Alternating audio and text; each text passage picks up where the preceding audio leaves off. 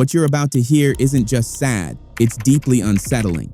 Across Africa, from the quietest rural villages to the loudest city streets, President Ibrahim Traoré is seen as a beacon of hope. To the young, he's a symbol of rebellion. To the old, he's a reminder of what true leadership once looked like. He dares to challenge the neo-colonial chains that have bound Africa for generations. He speaks boldly, he acts fearlessly, and for that, millions adore him. But here's the shocking part.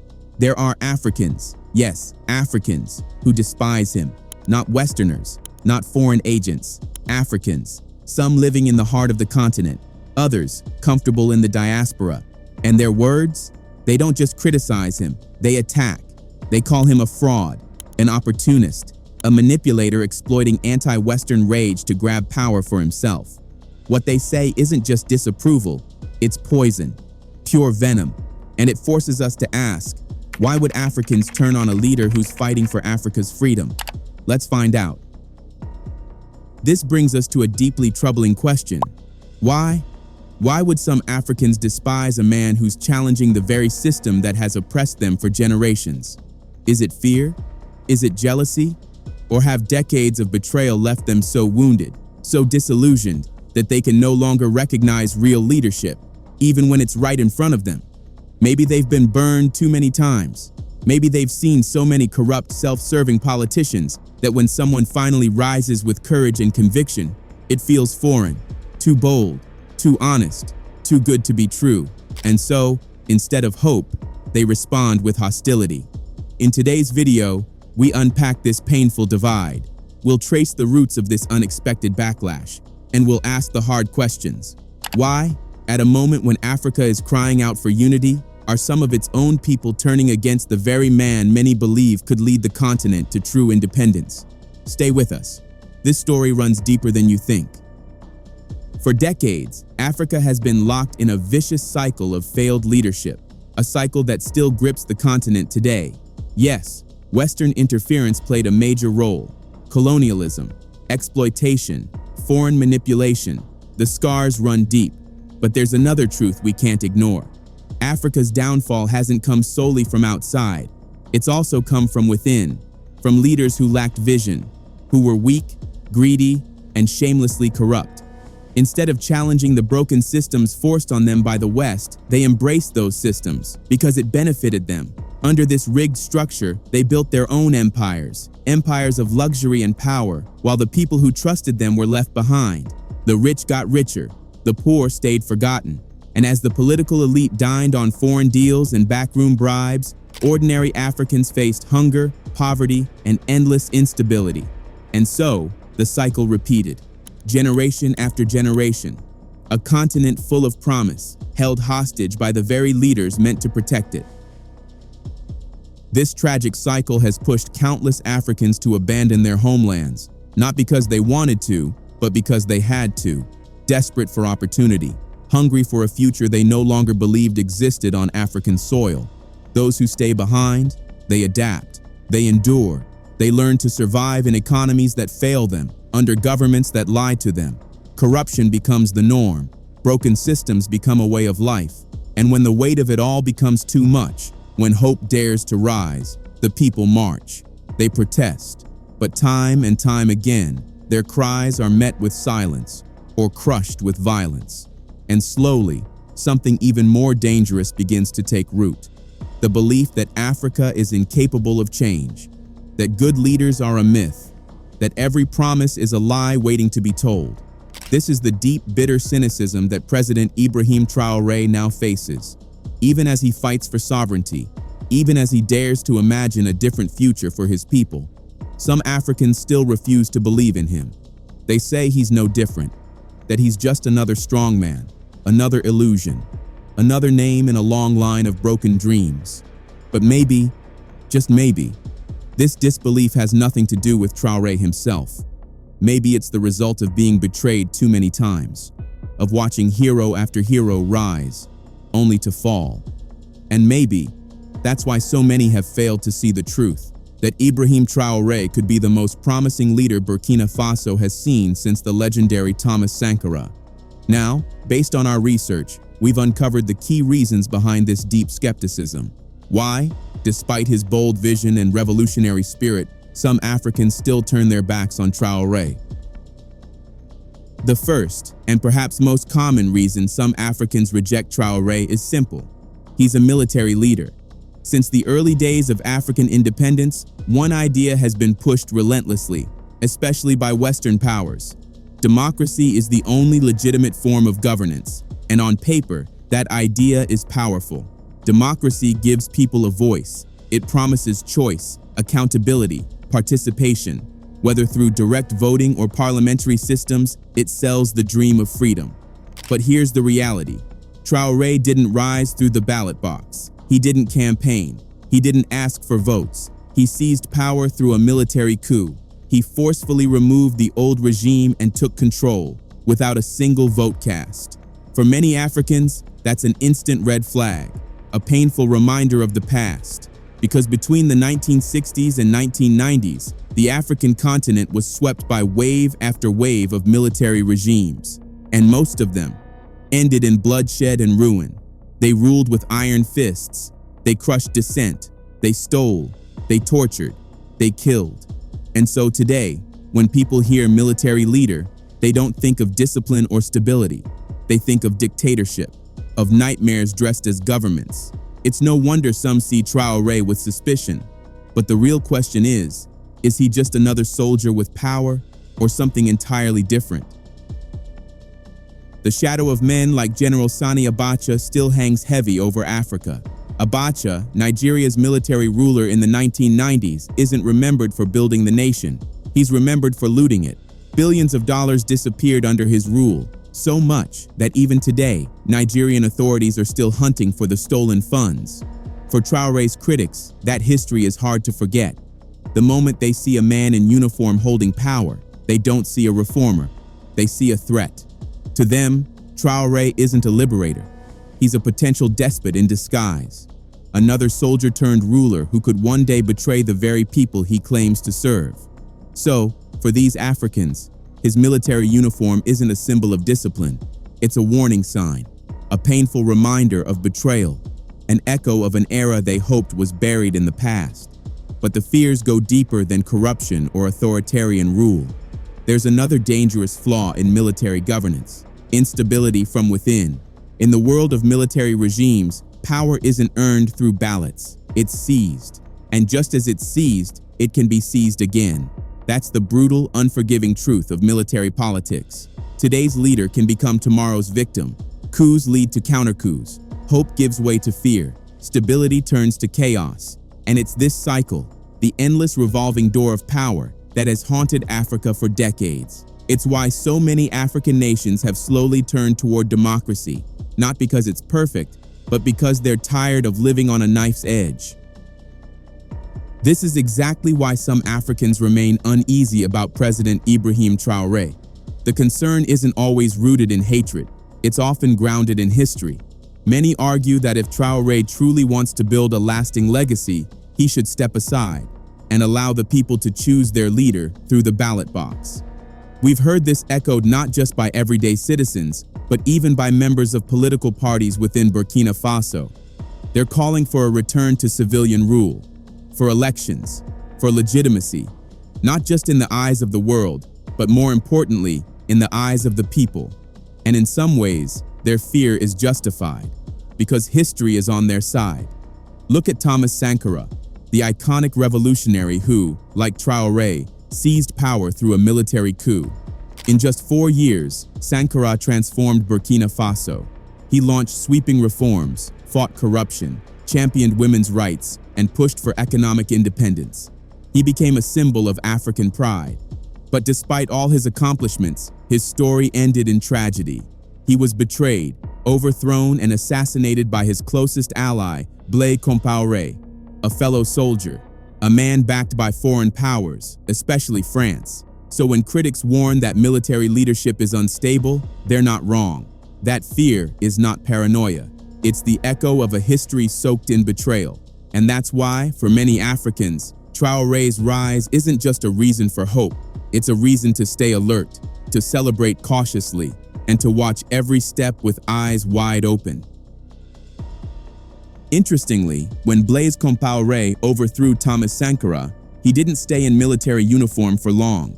He swiftly transitioned into a civilian president, and once he wore the suit instead of the fatigues, he held on to power for 27 uninterrupted years. No coups, no serious threats, just a tight grip on the state, wrapped in the illusion of democracy. And that comparison speaks volumes. Military rulers live on the edge, constantly. They're seen as threats, targets, disruptors of the global order. But civilian presidents, even those ruling with an iron fist, often enjoy the calm protection of legitimacy. President Traoré, on the other hand, remains a soldier, and because of that, he walks with a target on his back. His time in power has already been scarred by multiple assassination and coup attempts. The most recent, April 16, 2025. Another plot, another effort to end his life and his leadership. Fortunately, it failed, but the message was clear. As long as Traoré remains a military ruler, bold, defiant, and in uniform, he will live under the constant threat of betrayal. Foreign powers, especially those threatened by his anti-imperialist stance, will exploit every crack in his government, every whisper in the barracks, every flicker of unrest to bring him down. Because to them, a strong, independent African soldier who can't be controlled is more dangerous than any enemy. And yet, transitioning to civilian rule isn't the magic solution many believe it to be. In fact, it opens up an entirely new can of worms. Because here's the uncomfortable truth. Democracy in Africa is deeply flawed. It exists in name, but rarely in practice. Despite decades of so-called democratic governance, poverty still grips the masses, instability festers, and inequality grows. In many African countries, presidents have remained in power for 20, even 30 years, not through the will of the people, but through rigged elections, corrupt alliances, and elite protection. While the people struggle, the rulers flourish. Palaces for the few, hardship for the many. Even in countries where elections are mostly free and fair, what really changes? Campaigns are full of promises, but reality rarely follows. One African leader captured it perfectly. The president of Botswana once said, "Many African presidents come into office with bold visions and noble intentions, but once in power, they become trapped, choked by bureaucracy, corruption, and a decaying system built to resist progress. Their dreams don't die because they lack courage. They die because the system is designed to crush them." So yes, military rule carries danger, but civilian rule, in its current form, often leads to the same destination, just with a different mask. And this is the impossible tightrope that President Traoré now walks. So while many continue to urge President Traoré to transition to civilian rule, we must pause and ask, will that truly fix the problem? Or simply trade one set of dangers for another? In a typical democracy, presidential power is deliberately limited. No single person holds absolute authority. Every major decision must crawl through a maze of lawmakers, advisors, and political opponents, many of whom are more interested in protecting their own interests than serving the people. This bottleneck breeds paralysis. Reforms get stalled. Visions die in committee meetings. Years pass. Elections come and go. And in the end, presidents step down with barely a fraction of their goals achieved, not from lack of will, but from a system designed to slow everything down. Yes, democracy is built on compromise, but in many African nations, that compromise often mutates into dysfunction. Now compare that with Ibrahim Traoré. As a military leader, he doesn't answer to a political class. His decisions don't wait for votes, debates, or lobbying. If he wants to launch a national agricultural program, he does it. If he needs to procure arms to defend the nation, it happens. No red tape, no delays, just action. And that's precisely why, in such a short amount of time, Traoré has accomplished what many civilian governments couldn't achieve in decades, if ever. It's not just about power, it's about urgency. And for a country like Burkina Faso, caught between foreign interference and internal threats, that urgency may be the difference between survival and collapse. So now, the question must be asked, is it not wiser, at least for now, that President Traoré remains a military leader? Burkina Faso is still fragile. The wounds of imperialism run deep. Its institutions are still entangled in old systems. Corruption hasn't vanished. It simply waits in the shadows. A rushed return to civilian rule could unleash chaos. The same rigged elections, the same recycled elites, the same hollow promises dressed in democratic clothing. And the people? They know this. That's why they've rallied behind Traoré. Not because he took power by force, but because they trust him to use it wisely. And isn't that the very heart of democracy? Listening to the will of the people? President Traoré is no stranger to the risks he faces. He knows the road he walks is narrow and dangerous. Every day, he remains a soldier in power. He paints a target on his back. Coups, assassination attempts, foreign plots. The threats never stop. But if he were truly a power-hungry dictator, wouldn't he have taken the safer road? Transitioned early, secured a seat in a civilian system, shielded himself from the bullets and betrayals? But he hasn't. Because to him, the mission isn't finished. Not yet. Before democracy can return, the battlefield must be cleared. Corruption must be uprooted. Sovereignty must be restored.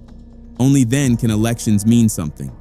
Only then can Burkina Faso rise, not as a puppet, but as a sovereign nation, ready to choose its future. Exactly. President Traoré could have taken the easy road. He could have followed the playbook of the military leader in Gabon, shed the uniform, run in an election, and secured his place through a civilian title. Let's be honest.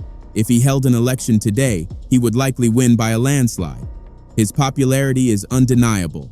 He has the support, he has the momentum, and yet, he hasn't done it. Instead, he chose to remain in uniform. He chose the harder path, the riskier path, one that puts his life in danger every single day, and that alone should make people stop and ask, why? Why would a man who could easily legitimize his power through a vote choose instead to remain in the line of fire? The answer is simple. He believes the mission isn't finished. He believes the foundation for real democracy still needs to be built, cleansed of corruption, free from foreign control, and rooted in true sovereignty. But even so, not everyone is convinced. And that brings us to the second major reason why some Africans oppose Traoré. They say he is autocratic, that he suppresses free speech. You see, one of the core ideals of democracy is freedom of expression, the belief that citizens should be able to speak out, criticize their leaders, and challenge power without fear.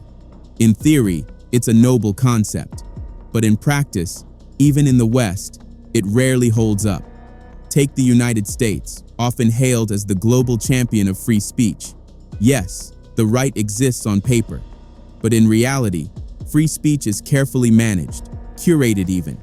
Institutions, lobbyists, and powerful media conglomerates shape the national conversation. Governments may not silence dissent directly, but they control the narrative through influence and ownership. The information people receive is filtered. Dissenting voices are labeled as misinformation, and public opinion is molded, not through force, but through manipulation. So, when critics accuse Traoré of suppressing free speech, they must ask themselves, what standard are they comparing him to? Because if we're being honest, absolute free speech doesn't exist anywhere. Not in the West, not in the East, and certainly not in Africa. The real question isn't whether speech is restricted, it's who controls the narrative, and why. So when President Traoré shuts down media outlets like France 24, RFI, and Voice of America, critics are quick to raise the alarm. Dictator, they shout. They say he fears transparency, that he can't tolerate dissent, that silencing the press is the first step toward tyranny. But let's not be naive. These are not neutral media platforms. They're foreign-backed institutions, long used as tools to shape narratives in Africa, not for Africa, but for Western interests. For decades, these outlets have portrayed African resistance leaders as radicals, as threats, not liberators. Still, even some of Traoré's supporters have raised eyebrows. Reports emerged that 8 Burkinabe journalists were allegedly sent to the war front after they criticized the military. Was it a disciplinary measure, a symbolic warning, or something more? Whatever the intent, it struck a nerve. Western headlines lit up with accusations. Journalists fear for their lives. Traoré silences the press. The old familiar labels returned: dictator, strongman, threat to democracy. And for some Africans, already scarred by past betrayals, those headlines hit home. They've seen this pattern before, a revolutionary hero slowly morphing into the very thing he once fought against. But here's the question no one's asking. Is President Traoré really silencing truth? Or is he cutting off pipelines of disinformation and foreign influence, masquerading as journalism? Is he trying to control the people or protect them from psychological warfare dressed up as free press? The answers aren't simple.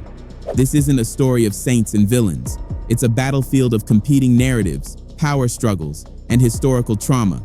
But one thing is clear. Ibrahim Traoré is not just another African leader.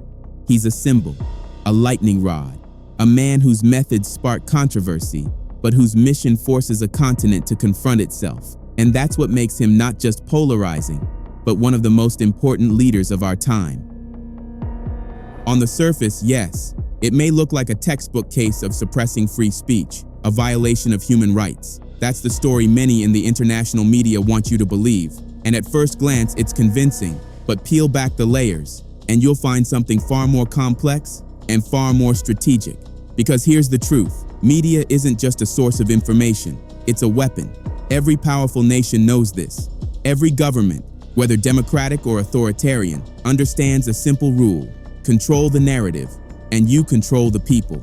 That's why media manipulation isn't just a side effect of conflict, it's a fundamental tool of statecraft, especially in times of political upheaval, especially when the balance of power is shifting.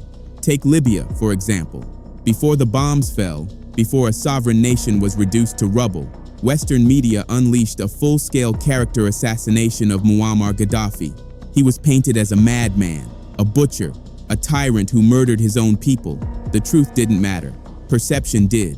That media campaign paved the way, softened the ground for a NATO invasion. And what came next? Libya collapsed, its leader dead, its oil stolen, and a once stable country handed over to warlords. The same playbook was used in Iraq. The CIA manufactured lies about weapons of mass destruction.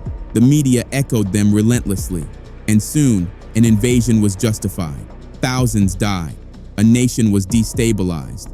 And the truth came out, too late. This isn't conspiracy, it's history. And it's happening again, just with new names, new targets, and the same old strategy. So when President Traoré moves to shut down foreign-backed media platforms, ask yourself, is he silencing freedom, or is he refusing to let history repeat itself? So when President Traoré expelled French forces and reclaimed control over Burkina Faso's military, the media backlash wasn't just predictable, it was inevitable. France had lost its strategic foothold in the Sahel, but power never leaves quietly. And when boots on the ground are no longer an option, words become the next weapon. That's when the narrative war began. French-aligned outlets, France 24, RFI, and even Voice of America began publishing a steady stream of negative stories. They called it journalism. But in reality, it was something far more dangerous: psychological warfare. One of the most damning accusations? That President Traoré is ethnically targeting the Fulani people. The claim has been repeated by media organizations and so-called watchdogs like Human Rights Watch, often backed by anonymous sources, vague statements, and unverifiable reports. Many of these stories are written by analysts who have never even set foot in Burkina Faso. They rely on hearsay. They quote unnamed witnesses. They build entire narratives without ever speaking to the people living through the crisis. But amid all the noise, one crucial thing is missing: the voice of the Burkinabe people themselves, the farmers, the soldiers, the mothers, the citizens who actually live under Traoré's leadership, not foreign analysts or distant observers. And maybe that's the most telling sign of all. When outside forces speak louder than the people on the ground, it's not journalism, it's agenda. Let's be honest. In today's digital age, Burkinabe citizens are not cut off from the world. They're on Facebook, they're on Twitter, they're on TikTok. They speak through WhatsApp groups, live streams, and local platforms. If mass ethnic persecution were happening under President Traoré's watch, we would hear about it, loudly and directly, from the people themselves. not from anonymous writers in Paris, not from foreign NGOs with political agendas. Instead, what do we see? Grassroots support. The same people who would be the first to rise up against injustice are still standing firmly behind Traoré. So while Western media cries foul, accusing him of silencing dissent, many within Burkina Faso see something very different. They see a leader who's defending national sovereignty, a man who understands that letting hostile media operate unchecked inside his country is like leaving the gates open during a siege. And if protecting unity, if protecting his people means shutting down a few foreign channels, then maybe it's not dictatorship, maybe it's strategy.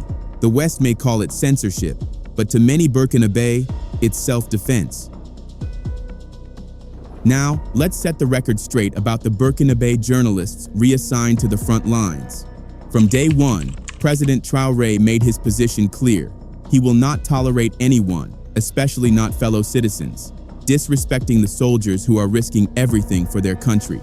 These aren't just men in uniforms. They are the last line of defense against the terrorism that has plagued Burkina Faso for years. They don't get to write headlines from cafes or tweet from safe offices. They fight in the mud, in the dust, with death lurking at every turn. So when a handful of so-called journalists, who should have been uplifting the troops, boosting morale in a time of war, chose instead to criticize and attack the military, Traoré acted. They didn't suggest solutions. They didn't ask how to help. They didn't even try to understand. All they did was stir division. Over what? Because the president suspended a few foreign media outlets? Let's be real. Is defending France 24 more important than defending Burkinabe lives? In a country fighting to survive, is media access for foreign broadcasters the battle we should be prioritizing? Traoré doesn't think so, and neither do the people who are still burying loved ones lost to terrorism. This isn't about silencing the press. It's about choosing sides in a war for national survival. Let's be honest. The West has a long history of selective outrage. They're quick to label President Traoré a dictator for suspending foreign media, yet they conveniently turn a blind eye to far worse behavior from their own allies. Take the United States, for example. It never stops criticizing China, accusing it of censorship, narrative control, suppression of dissent. And yet, here's the irony. China is now America's biggest rival, not just militarily, but economically. And despite decades of Western propaganda, the average Chinese citizen today enjoys more stability, better infrastructure, and greater upward mobility than many Americans. So how did China get there? Not through endless debates, not through political gridlock, but through a strong, centralized government, a system often labeled autocratic, yet one that lifted hundreds of millions out of poverty in a single generation. That's not oppression, that's results. So maybe it's time Africans stop chasing Western ideals that have never served them. Maybe it's time to ask, why are we defending the right of foreign media to criticize, while our people still struggle with insecurity, hunger, and economic dependence? Because let's be real, if those journalists had walked into Traoré's office with bold, creative ideas to defeat terrorism, to rebuild communities, to unite a nation, do you really think they would have been punished? Of course not. But criticism without contribution, that's not patriotism. And in a time of war, it's not just unhelpful, it's dangerous. In the end, Burkina Faso doesn't need more noise. It doesn't need finger-pointing or foreign lectures. It needs builders, visionaries, patriots, and that's exactly the message President Traoré is sending to the world. Now, we arrive at the third major reason why some Africans continue to criticize him: his growing alliance with Russia. These critics argue that Traoré is simply swapping one colonizer for another, trading France for a new master in the Kremlin. They insist Russia, just like the West, only wants Africa's resources, that Moscow will exploit the continent just the same, just wearing a different uniform. But here's what they don't tell you. This narrative didn't appear by accident. It was constructed, deliberately and over decades. From school textbooks to Hollywood scripts, from news broadcasts to political think tanks, Russia has been carefully cast as the villain. Cold, dangerous, dictatorial, the great enemy of freedom and democracy. And where does this all begin? The Soviet era, especially under Joseph Stalin, whose brutal reign became the West's favorite cautionary tale, a textbook example of why centralized power should be feared. Ever since, no matter who holds office in Moscow, especially President Vladimir Putin, the label is automatic: enemy, threat, dictator. It's not just politics, it's perception warfare. And the goal is simple: discredit any nation, especially one like Russia, that dares to oppose Western dominance. This mindset didn't stop at Europe's borders. It seeped into Africa, deeply. Centuries of colonization and so-called civilization by the West left behind more than broken economies. They left psychological scars. Scars that still shape how many Africans see the world today. Generations have been conditioned to view life through Western eyes, to accept Western ideologies, narratives, and values as universal truths, often without even realizing it. They've been taught that Russia is evil, that any African leader who partners with Moscow must be selling out, must be trading sovereignty for survival. But here's the inconvenient truth the West doesn't want to talk about.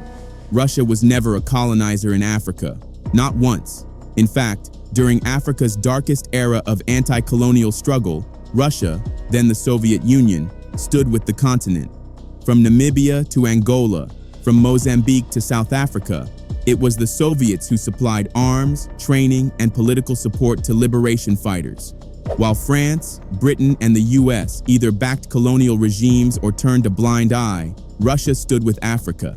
So when President Traoré chooses to work with Russia, he's not betraying the continent. He's making a calculated strategic decision. He's choosing a partner with no colonial baggage, one that doesn't lecture, doesn't interfere, doesn't dress manipulation in the language of aid or human rights. And in a world where the self-proclaimed defenders of democracy have used that very democracy to plunder resources, sponsor coups, and silence African voices, can you really blame him? Given the choice between a former colonizer who enslaved, exploited, and still manipulates, and a nation that supported your liberation without ever planting a single colonial flag, which would you trust? President Traoré has made his choice. And it wasn't out of ignorance, it was out of clarity. Maybe it's time more Africans cut through the fog of Western propaganda and ask themselves, are we thinking for ourselves or just repeating what we've been taught to believe? Because here's what many still overlook. Russia and the West don't just have different politics. They operate from fundamentally different worldviews, especially in how they see Africa. For centuries, the West has viewed itself as inherently superior, racially, culturally, intellectually. It was this belief in superiority that fueled the horror of colonization, the justification behind the slave ships, the division of African lands, the looting of gold, diamonds, and people, all wrapped in the lie of civilization. And today, that same mindset still lingers. It's why Western nations feel entitled to dictate terms to African countries, telling them who to trade with, how to govern, and even who to elect. It's not partnership. It's control, just in a new uniform. And that's exactly what leaders like Traoré are now refusing to accept. Let's be honest, this so-called African-Western partnership has never truly been a partnership. The West gets the lion's share of the benefits and the power to dictate the rules. And what has Africa gained in return? A cycle of dependency, from security to trade, from currency systems to crushing debt structures. Most African nations are still shackled to frameworks built and controlled by Western powers. Even food aid, foreign loans, and so-called security assistance come tied with invisible strings. Strings that pull African leaders into silence, compliance, and submission. Russia, by contrast, offers something different. Moscow never colonized Africa. It never trafficked in African slaves. It never built empires of control through puppet regimes. Instead, it positioned itself as a strategic ally, a partner that supports sovereignty, that seeks cooperation, not domination. And that's the fundamental difference. While the West demands that Africa reshape itself to fit Western ideals, Russia works with Africa as it is, flawed, proud, rising. It doesn't preach. It doesn't interfere. It partners. And in an age where foreign aid often comes with a muzzle, that kind of respect is revolutionary. And that's exactly why President Traoré's pivot makes sense. After decades of following the same playbook, chasing Western aid, approval, and validation, what has Burkina Faso truly gained? If the Western model actually worked, Africa wouldn't still be trapped in poverty, insecurity, and economic dependence. As the old saying goes, insanity is doing the same thing over and over again and expecting a different result. That's why Traoré's decision to explore non-Western partnerships isn't just logical, it's necessary. Whether it's Russia, China, or any nation willing to treat Africa with dignity and respect, this shift marks a critical step toward real independence. Now, critics say, but Russia also wants something. Of course they do. That's how the world works. No nation helps another for free. Not the US, not France, not China, not even your neighbor. Even the world's most powerful country, the United States, relies on imports, alliances, and global cooperation to survive. No country exists in isolation, and no country develops by cutting itself off from the world. So the real question isn't whether a partner wants something, it's what they want, and how they treat you in the process. The real challenge for Africa is choosing partners who respect its sovereignty, value equality, and negotiate from a place of mutual benefit. Not charity, not control, but strength. And that's exactly the kind of diplomacy President Traoré is trying to build. A partnership where both sides win, where Africa finally stops begging and starts leading.